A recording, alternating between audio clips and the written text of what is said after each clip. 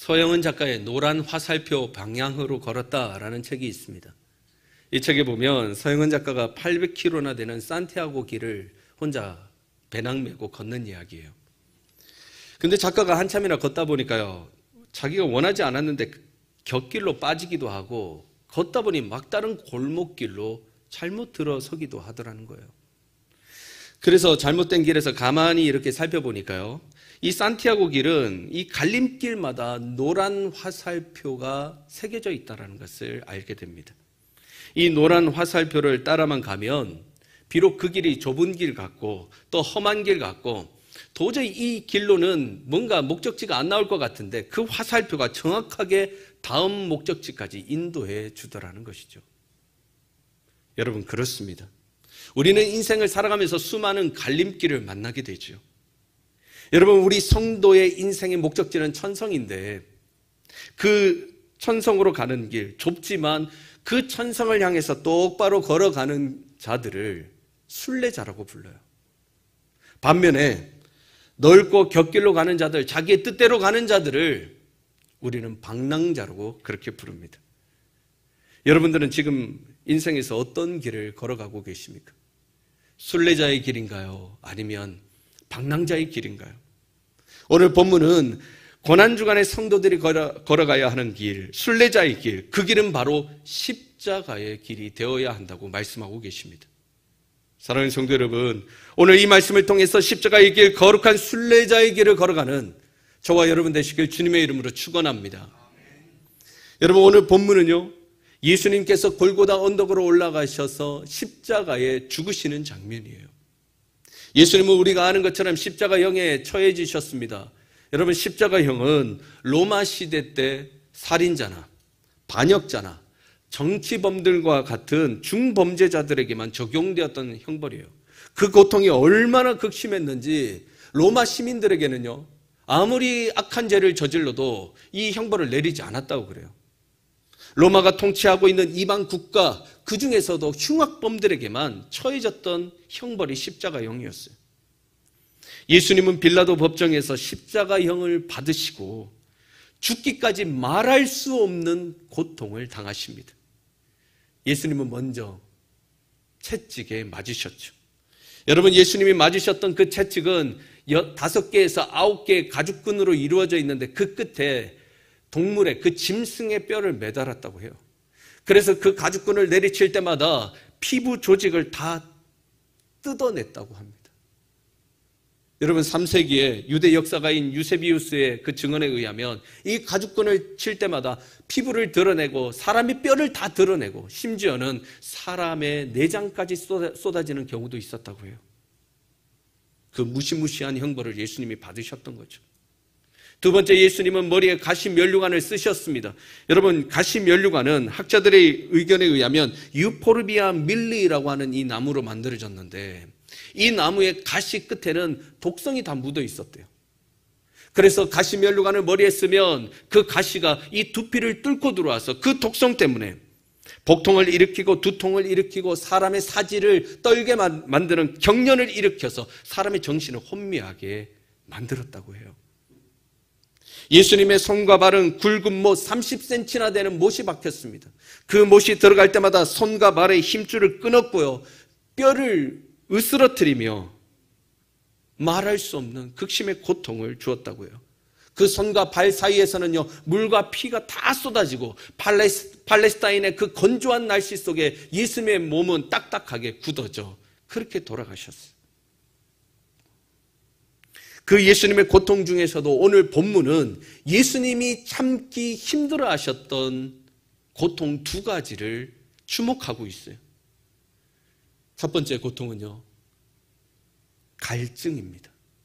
목마름의 고통을 힘겨워하셨어요. 오늘 본문 34절인데요. 본문 34절 같이 한번 읽어볼까요?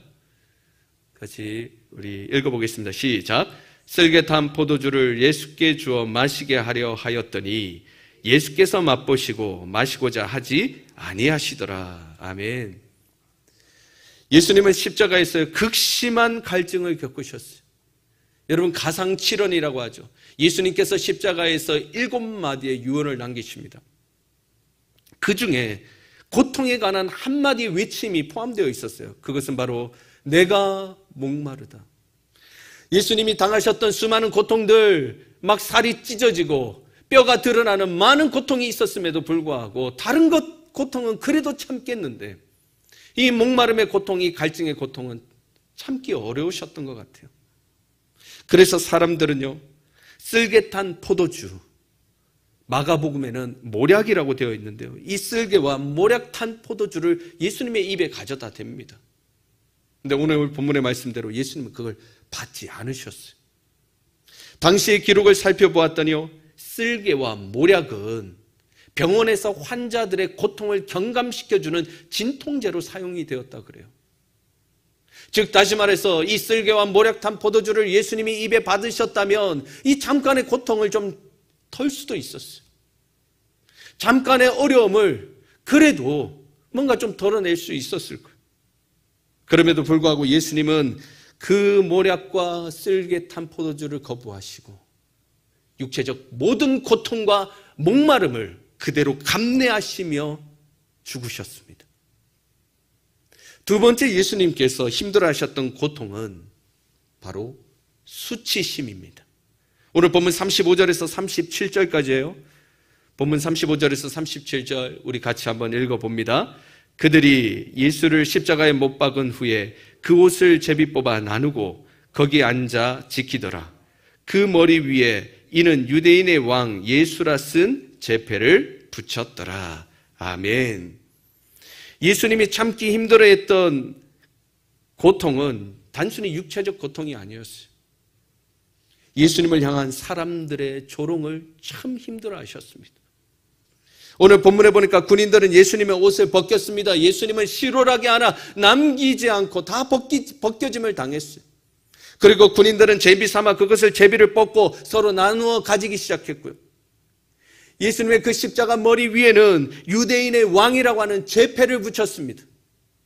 그리고 십자가 밑에는요, 종교 지도자들, 바리새인들, 서기관들, 사두개인들, 그들 모두와 그리고 군인들과 지나가는 행인들이 예수님을 향해서 조롱하기 시작하는 거예요.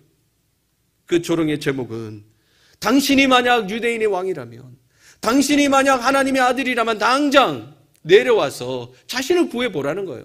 다른 사람들은 다 구원하는데 왜 자신은 구원하지 못하냐는 것이죠. 이렇게 예수님은 말할 수 없는 육체적 고통과 수치와 모욕을 받으셨지만 십자가에서 끝까지 참으시고 인내하셨어요. 여러분, 그러나 예수님은 진짜 만왕의 왕이셨습니다. 하나님의 진짜 아들이셨어요. 예수님이 원하시면 십자가에 당장 내려오실 수 있었고요. 예수님의 말씀 한마디면 12영이나 되는 천군 천사 불러내셔서 이 땅에 있는 모든 죄인들을 도말할 수 있었습니다. 그럼에도 불구하고 그는 입을 열지 않으셨어요. 그는 끝까지 죽음의 길로 들어가셨습니다. 여러분, 왜 이러한 고통과 아픔을 참아내시고 예수님은 끝까지 인내하셨을까요? 예수님은 왜 십자가의 길을 걸어가야만 하셨을까요? 예수님은 하나님 앞에서 순종하기 위해 십자가를 참으셨어요. 우리 죄를 위해서 참으신 십자가, 그 십자가는 순종의 십자가입니다. 순종하기 위해 그 모든 고통을 참으시고 십자가에서 죽으셨습니다. 여러분, 한번 따라하겠습니다. 십자가는 순종입니다. 십자가는 순종입니다. 여러분, 사도 바울은요, 빌립보 2장에서요 예수님의 순종을 이렇게 설명합니다. 그는 근본 하나님의 본체시나 하나님과 동등됨을 취할 것으로 여기지 아니하시고 사람의 모양으로 나타나사 죽기까지 복종하셨으니 곧 십자가에 죽으심이라. 여러분, 가만히 생각해 보면 예수님의 삶 전체가 순종이었어요. 예수님은 순종하기 위해서 이 땅에 오셨습니다. 예수님은 순종하기 위해서 이 땅의 죄인들을 사랑하셨고요. 예수님은 순종하기 위해서 엉망진창이었던 그 제자들을 포기하지 않으셨고요. 예수님은 순종하기 위해서 십자가의 고통을 참으시고 마침내 예수님은 순종하심으로 죽으셔서 불순종의 종이었던 저와 여러분들을 결국 순종의 사람으로 만들어내셨어요. 그래서 예수님의 죽음은요, 우리에게 생명을 허락한 죽음이 되었고요, 예수님의 죽음은 소망의 죽음이 되었으며 사단 권세를 깨트리시고 이기신 승리의 죽음이 되었던 것입니다. 사랑하는 성도 여러분, 예수님의 순종의 죽음으로 우리의 저주와 사망은 떠나가고 우리의 인생이 고단하고 힘들다 할지라도 순종의 죽음 때문에 우리는 부활의 소망, 생명의 소망, 승리의 소망을 바라보게 될 줄로 믿습니다. 이번 한 주간, 이 고난 주간의 삶 가운데 순종의 소망을 따라가며, 순종의 십자가를 따라가며 소망과 승리의 삶을 살아가는 우리 홍익의 모든 교우들 되길 주님의 이름으로 축원합니다. 아멘. 여러분, 그렇다면 이제 어떻게 해야 우리가 주님의 십자가 나도 따라갈 수가 있을까요? 오늘 본문은 예수님께서 우리에게 십자가의 정신에 대해서 가르쳐주고 계십니다. 오늘 본문 속에 보면 십자가를 지고 예수님을 따라갔던 한 사람이 등장하죠. 그 사람의 이름은 구레네 사람 시몬이었어요. 오늘 본문 32절입니다. 32절 우리 같이 한 목소리로 읽어보겠습니다. 시작. 나가다가 시몬이란 구레네 사람을 만나매 그에게 예수의 십자가를 억지로 지워 가게 하였더라. 아멘. 여러분, 구레네 시몬의 이야기를 통해서 오늘 본문은 두 가지의 십자가 정신을 우리에게 가르쳐주고 있습니다. 첫째, 십자가란 억지로라도 순종하는 것이다. 한번 따라할까요? 십자가는 억지로라도 순종하는 것입니다. 여러분, 오늘 본문은 시몬을 구레네 사람이라고 소개하고 있어요.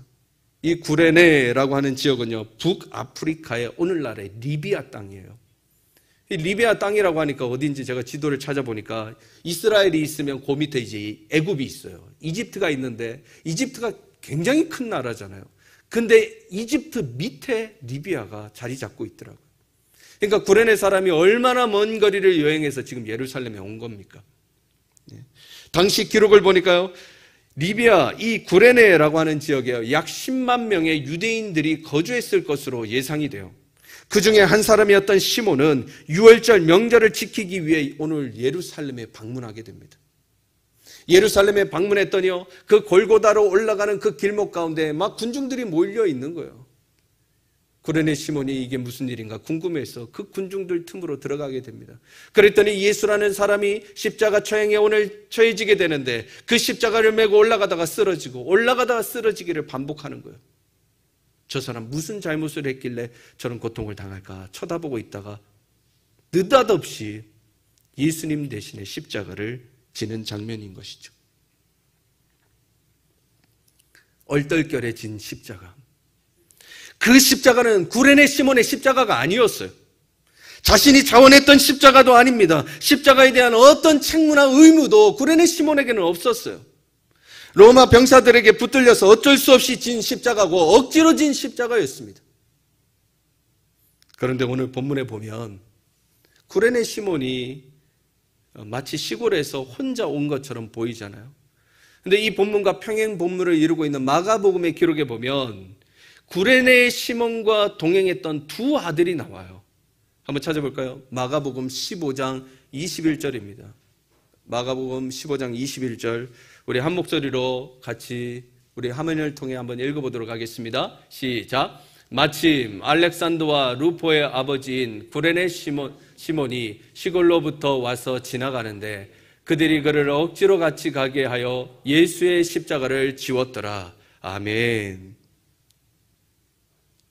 얼떨결에 구레네 시몬이 예수님을 알지도 못하는데 지금 억지로 십자가를 지는 거예요. 십자가를 지고 골고다로 올라가는 그 장면을 구레네 시몬의 두 아들, 마가복음에 보니까 알렉산더와 루포라고 기록되어 있죠. 그 아들이 그 장면을 똑똑히 보게 됩니다. 이 구레네 시몬의 아들이었던 알렉산더와 루포는 이 장면을 도무지 이해할 수가 없었어요. 왜 죄 없는 우리 아버지가 십자가를 져야 하냐고, 왜 예수님 때문에 우리 가정이 이렇게 고통받아야 하냐고 예수님을 원망했을지도 모릅니다. 그러나 하나님은 어쩔 수 없이 억지로라도 짊어지고 갔던 그 십자가, 그리고 그 십자가 앞에서 순종했던 구레네 사람 시몬과 그의 가정을 잊지 않으셨어요. 하나님은 그 가정을 기억하십니다. 로마서 한번 찾아볼까요? 로마서 16장 13절로 가보겠습니다. 로마서 16장 13절에 하나님은 어떻게 이 가정을 기억하셨는지 다 같이 한번 읽어봅니다. 자, 시작. 주 안에서 택하심을 입은 루포와 그의 어머니에게 문안하라. 그의 어머니는 곧 내 어머니니라. 아멘. 여러분, 로마서는요, 사도 바울에 의해서 기록된 책이에요.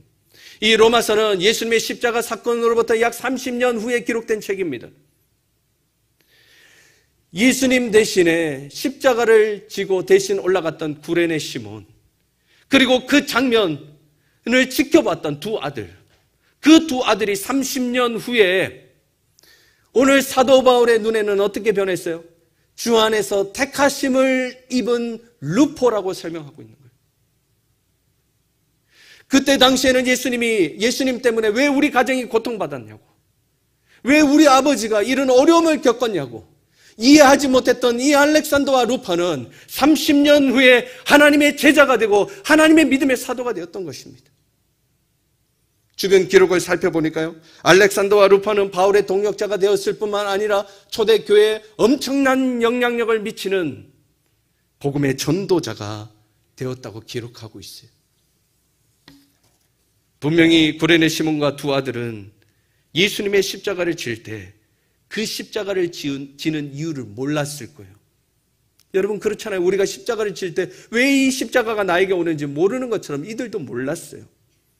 어쩔 수 없이 억지로 십자가를 져야만 했습니다. 그러나 억지로 져야 되는 십자가 상황 속에서도 이 구레네 시몬이 순종했을 때 그 순종은 구레네 시몬을 구원하고 그 가정을 위대한 신앙의 가문으로 만들어냈다는 거예요. 여러분, 앤드류 머리라고 하는 사람은요, 우리는 주님을 믿을 때 동시에 순종의 학교에 입학하게 된다고 이야기합니다. 여러분, 복종하지 않는 군인이 군인이 아닌 것처럼 순종하지 않는 성도는 성도가 아닙니다. 요즘에 그 우크라이나 땅에 러시아와 우크라이나 전쟁이 일어났잖아요. 안타까운 참상의 소식이 전해지는데 우리가 그 땅을 위해서 참 기도했으면 좋겠습니다. 그런데 이 전쟁에 시작할 때만 하더라도 많은 군사 전문가들은 러시아가 일방적으로 며칠 안에 다 전쟁에서 승리할 것이다, 그렇게 이야기했어요. 왜냐하면 이 군사의 규모나 첨단 기술의 차이가 우크라이나와 러시아가 너무 차이가 심한 거예요. 그래서 러시아가 이길 것이다. 근데 지금 전쟁이 발발한 지 한 달 반이 지났는데 이 상황이 그렇지가 않는 거예요. 러시아 군대가 점령을 다 하지 못할 뿐만 아니라 오히려 우크라이나 군대가 선전을 하고 있는 거예요. 군사 전문가들이 왜 이런 현상이 일어났는지 조금 살펴보니까요, 많은 이유 중에 하나가 뭐냐면 러시아 그 부대 내에 병사들이, 군인들이 상관의 명령에 복종하지 않는 거예요. 그래서 막 탈영을 하고 다 뿔뿔이 흩어지고 지금 러시아 군대는 지금 오합지졸의 군대가 되었다고요. 그러니 제대로 전쟁을 치를 수가 없는 것이죠. 여러분, 영적인 세계도 마찬가지예요. 우리가 하나님의 말씀에 순종하지 아니하면 우리는 마귀 사탄과의 그 권세와 우리는 맞서 싸울 수가 없는 것입니다. 저는 홍익교회 온 지 이제 벌써 7년 차가 됐어요. 시간이 벌써 그렇게 지났어요. 여러분 기억나십니까? 제가 처음에 왔을 때는요, 전도사로 왔어요. 그래서 홍익교회에서요, 목사 안수를 받았습니다. 그러니까 이전의 교회에서는 전도사 사역이었기 때문에 그 사역이 뭐 얼마나 많이 했겠어요. 전도사니까 한 부분적인 사역, 부서 사역, 그걸 맡다가 홍익교회 와가지고요, 이제 많은 사역들을 이제 여기서 진짜 배우게 됩니다. 그러니까 모든 것이 낯설고 할 때마다 어려운 거예요. 뭐 행정사역, 목양사역, 알파, 리더스쿨, 비전동산, 그뿐만 아니라 수많은 사역들을 해나가는데 할 때마다 어려운 겁니다. 그럼에도 불구하고 담임 목사님께서는 그래도 해보라고, 자꾸 해보라고, 목회 초년생이었던 저에게 참 많은 기회를 주셨던 것 같아요. 근데 할 때마다 어려운 거 어떻게 해요? 제가 가장 힘들었던 사역 중에 하나가 바로 설교였어요. 안수 받자마자 대예배를 설교를 하는데 제가 첫 설교했던 날 아직도 기억나요. 2016년 5월 달에 했어요. 이렇게 많은 회중들 앞에서 설교를 해본 적이 없는 거예요. 설교를 하는데요, 막 심장은 막 벌렁벌렁거리고 막 터질 것 같고요. 다리는 막 후들거리고요. 네. 머릿속에 원고는 하나도 생각이 안 납니다. 여러분들을 보고 있는데 여러분들 얼굴이 하나도 안 보여요. 그냥 다 검해요. 머리만 보이는 거예요. 제가 무슨 말을 했는지 하나도 생각나지 않았어요. 그럼에도 불구하고 이렇게 7년의 시간이 흘렀죠. 여러분, 어떤 날은요, 토요일 날, 내일 설교해야 되는데 너무 긴장이 되고 너무너무 힘들고 무서워서 막 어떤 상상을 했냐면 교통사고 나서 다리라도 뚝 분질러져가지고 입원하면 내일 설교 안 할 수 있지는 않을까? 제가 얼마나 부담스러우면 그런 상상도 해봤어요. 때로는 두렵기도 하고 내 은사와 달란트가 없는 것 같기도 하고 많은 사역들을 진행할 때 억지로 할 때도 있었어요. 그럼에도 불구하고 기회 주신 것 감사해서, 맡겨주신 것 감사해서 그대로 행했더니 지난 7년간 모든 것이 하나님의 은혜였습니다. 정말 많이 배웠어요. 목회가 뭔지, 목양이 뭔지, 이럴 때는 이렇게 해야 되는 거구나. 또 실수하면서도 또 이런 경우에는 이렇게 하면 더 잘 되는구나. 그런 것들을 많이 배웠던 것 같아요. 이제는 설교할 때 여러분들 얼굴이 이제 보여요. 네. 여러분, 이렇게 때로는 억지로라도 순종할 때 그것이 우리의 삶에 유익이 되고 은혜가 되고 우리의 삶을 놀랍게 바꾼다는 것이죠.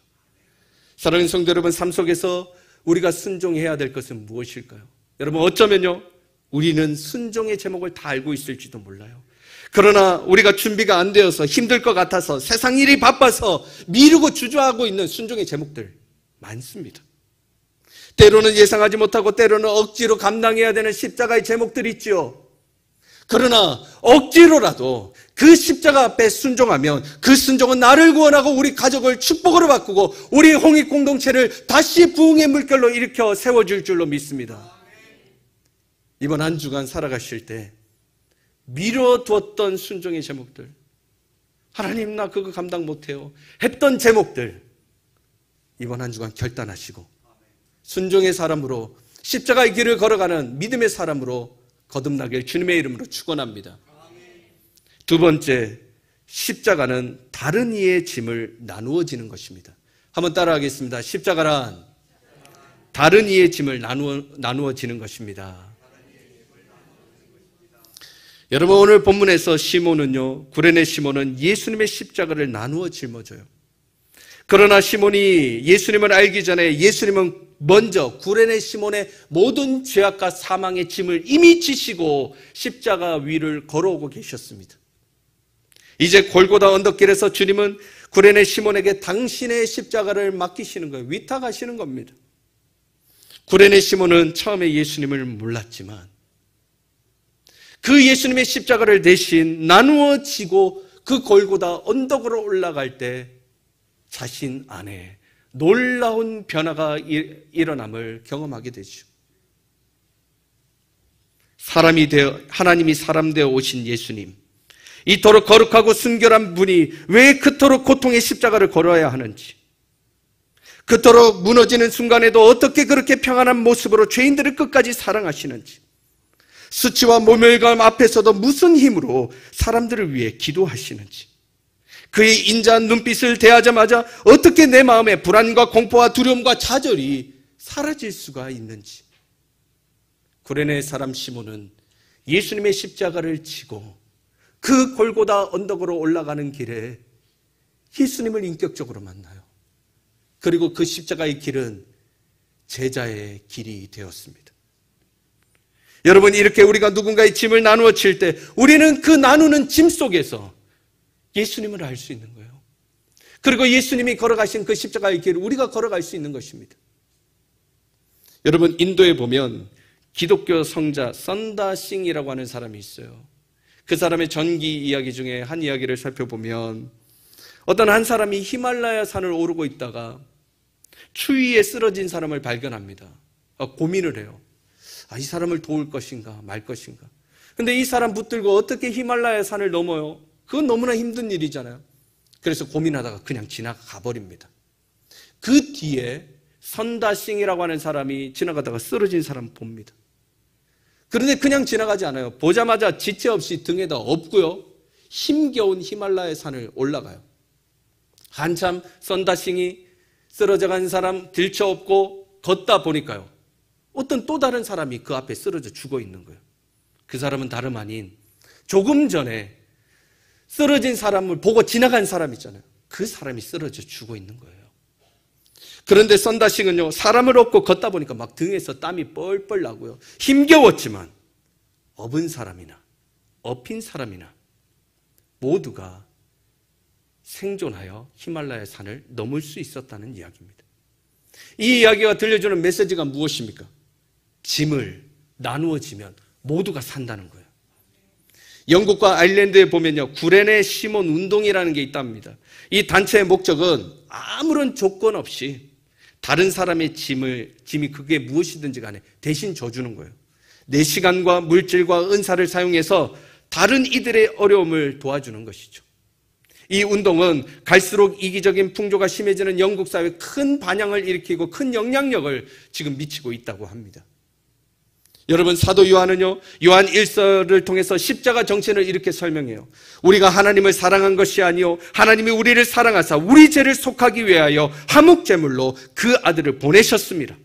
하나님이 우리를 사랑하셨은즉 우리도 서로 사랑하는 것이 마땅하도다.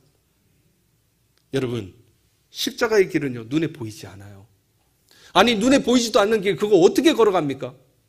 그런데 오늘 본문의 말씀처럼 십자가의 길은 예수님처럼 구레네 시몬처럼 내 가족과 내 이웃과 내 공동체 식구들의 짐을 나누어 지는 것, 그것이 바로 보이지 않는 그 십자가의 길을 걸어가는 거라 말씀하고 계세요. 여러분, 우리는 지금 2년 이상 코로나 팬데믹 상황 속에 살아가고 있어요. 세상은 어둡고 절망적입니다. 우리 주변에요, 정말 무거운 짐을 지고 걸어가는 사람들 참 많아요. 우리 주변 조금만 살펴보면요, 우리 교우 안에서도요, 코로나에 확진된 교우들, 어르신들, 또 바깥의 장애우들, 기초생활수급자들, 다문화 가정 자녀들까지, 그들 어떻게 살고 있는지 참 모르겠습니다. 여러분, 이 고난주간에 주변에 힘겨운 자, 쓰러진 자들을 기다리지 말고 우리가 한번 찾아보면 어떨까요? 그리고 우리가 그들의 짐을 좀 나누어 짊어지면 어떨까요? 사랑하는 성도 여러분, 이번 한 주간 누군가의 짐을 좀 대신 져 주십시오. 그것이 바로 구레네 시몬의 말씀을 통해서 우리가 걸어야 되는 바로 십자가의 길이라고 오늘 본문은 말씀하고 계십니다. 여러분, 오늘 우리는 고난주간에 우리가 걸어야 할 십자가의 길이 무엇인지에 대해서 우리는 생각해 보았습니다. 설교 서두에 제가 질문을 드렸어요. 우리는 십자가로 가는 순례자인가, 아니면 세상으로 가는 방랑자인가? 여러분들은 어떤 길을 걸어가고 계십니까? 우리가 어떻게 해야 순례자의 길을 걸어갈 수가 있을까요? 여러분, 서울 합정동에 가면요, 양화진 외국인 선교사 묘원이 있어요. 안 가보신 분들은 한번 가보시면 좋겠습니다.